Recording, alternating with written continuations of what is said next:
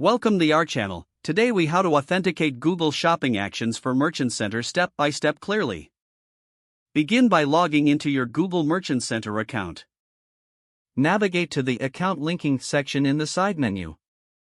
Click on Link your Google Ads account if you haven't done so already. This is essential for utilizing Google Shopping Actions. Next, ensure that your product feed is set up correctly. Go to the Products section and select Feeds. Create a new feed or review an existing one for any errors. Once you confirm the feed is accurate, find the Settings tab. Under Settings, check that your business information is complete. This includes your store name, website URL, and contact details. Now, access the Business Info section to verify your billing information. Make sure your billing is up to date to avoid disruptions. Next, navigate to Shopping Actions within the Merchant Center.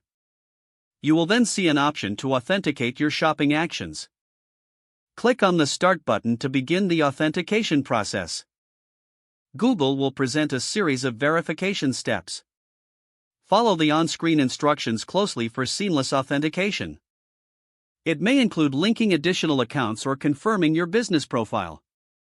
Once completed, you will receive a confirmation message. This message ensures that your shopping actions are now authenticated. To finalize, review all your settings in the Merchant Center. Make sure everything aligns with Google's policies. You are now ready to utilize Google Shopping Actions effectively. Regularly check for updates in your Merchant Center for any potential issues. Keep your product listings optimized and up to date for best results.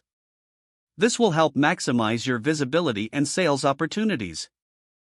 If the page does not load, refresh the browser or try again in a private or incognito window. Make sure you are using the correct email address, then retype it carefully to avoid small typos. If your password is not accepted, use the reset option and create a new strong password you can remember. Don't forget to like this video and subscribe to our channel for more step-by-step tech guides.